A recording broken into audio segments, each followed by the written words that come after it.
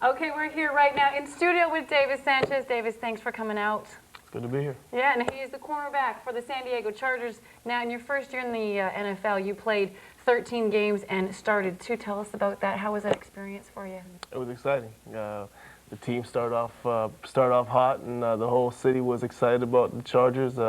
Kind of had a little slide at the end there, but it was an interesting season, and I went through the ups and downs in the first year. Okay, now you're not one of the bigger guys on the field, and I know that's been something even since you've been a little guy that's sort of been a barrier maybe, but you've overcome that in so many ways. Talk about your size and how that relates to how you play. I guess it's part of me probably as a kid. I've always been little, so I've had to deal with that all my life. But it's part of my mentality, and maybe makes me a little feisty, and maybe have to try a little harder. Okay. Now, when you grew up, football wasn't your thing. I mean, sports was a huge part of your life, a really big focus for you. But football wasn't really in the cards. Tell us how that actually happened and when football came to be such an important part in your life. Yeah, it's interesting because I was a soccer player growing up. You know, basketball was my love throughout high school. I never played football, and some I picked up after high school. Some of my buddies were playing, and I went out and played with them, and I ended up just doing well and enjoying the sport, and took it from there. Okay. Now, again, we're here in studio with Davis Sanchez, cornerback for the San Diego Chargers. If you have a comment or you want to give us a call, you can call us at 588-0441. Now, Davis, the road to San Diego from being a North Delta kid isn't a one-way route. Tell us about some of the few pit stops in the way. I know you spent 2 years in Butte, but tell us what really made you decide that this is something you want to do and you want to pursue on.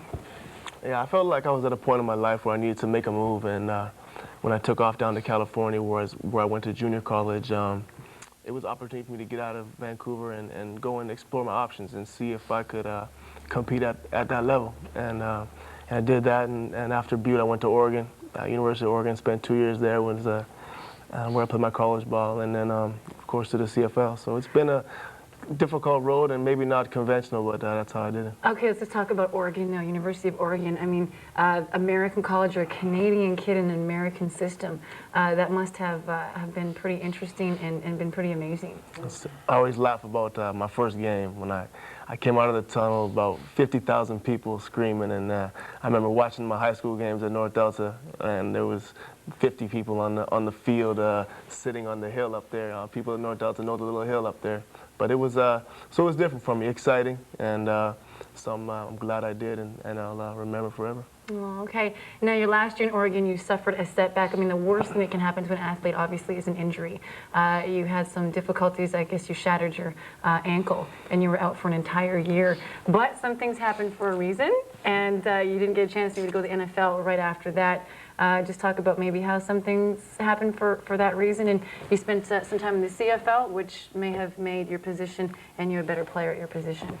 Yeah, I had a real serious injury at Oregon, and maybe I was out a year and a half, so it was difficult, and my dreams of maybe going and get drafted NFL were put on hold, and but I got healthy again. The doctors got me healthy, and I got an opportunity to play in the CFL. And when I got drafted out there, I was really excited about it, and went to a great city and a great team in Montreal. And it was a game, the CFL game is a game I love, and I grew up watching. I love the CFL, and I love the game, and being from here, that's something I've always watched. So it was thrilling for me to be able to play in the CFL. Yeah, no, were you upset though that you didn't get a chance to be drafted by there we go, there he is, and up he goes. There he goes. Okay, against Hamilton. And you got great. Now you had, in that year that you played, you got an award. You had 9 interceptions, and 2 of those you ran in for a touchdown. If you want to just talk about what that was like to actually be able to play against some great talent in the CFL and be able to capture an award. Yeah, obviously any award is due to the team and the people I was surrounded with. I was put in a great situation in Montreal, and had a good year. It was exciting. I got my hands on some footballs and got to run around and pretend I was an offensive player and run a couple interceptions back, and it was really exciting. Okay, Coach Mike Riley said, if you can play cornerback in the CFL, you can play cornerback anywhere. What do you think about that comment? And do you agree with that now you're playing in the NFL? Yeah, definitely. I think the CFL is a league in which it puts a lot of stress on defensive backs, and it's a wide open game. It makes it why it's such an exciting game. And so for a DB, it's challenging. The field's wide open, and they're going to challenge you and throw the football. So that's another reason why when I was successful up here, I had confidence that I would be successful down south. So. Now, how does playing cornerback reflect your personality?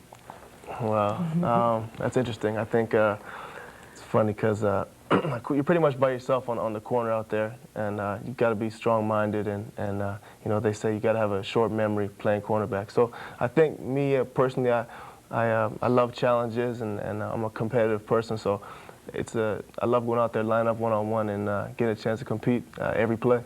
Okay. Differences between the NFL and the CFL, what's it like? I mean, obviously there's more people, there's more things that you got to think about, but from an athlete's perspective, what are some of the major differences that you notice?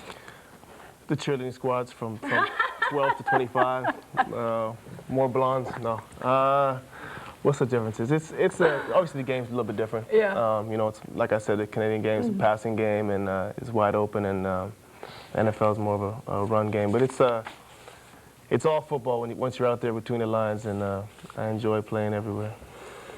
Okay, now other than the cheerleading squad, we talked about the personnel down there being a lot more intense, like you're having a whole lot more, a lot more into the teams. Talk about what that difference is for you as well as an athlete, having all that, attention, I guess, and all the, more training staff. There's more things that are, focused on you. What's that like? Yeah, it's more of a time thing. It's big business.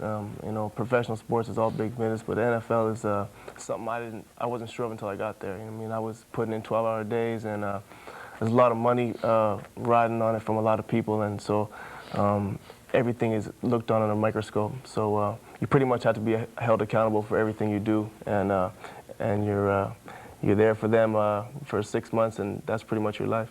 Now, there's more to you than being driven to be a great football player. There's something about you that grounds you. I know your mom's a really big influence and a big part of your life. Tell us the role that she played for you. Yeah, Mom has pretty much been a rock for me. Someone that through the times when it's been like we said, I took a backdoor route and everything I did, and as a youngster, I probably messed up and had my share of times when people may be disappointed, and Mom was always there to push me and tell me, she believed in me, and it helped me tremendously to get to where I am today, to have someone you know is in your corner and always believes in you. Just one quick question for those athletes trying to make it in this world, going from the CFL or just going from a Canadian town. What would you tell them? What would be the one thing you would tell them to do? Just believe in yourself. I think that you always have to believe you're not second to nobody, second to none, and that's especially as Canadians. We got the big brothers next to us that are always seeming to get everything, but we're not second to anybody, and if we go out and compete and put it out there, anything's possible. Okay. Well, thank you so much, Davis, for joining us today here in studio. The best of luck this year down and back in the NFL. And hopefully you'll come back and join us, sure, when you get a chance. And that's it for now. We'll be back with more In Sport right after this.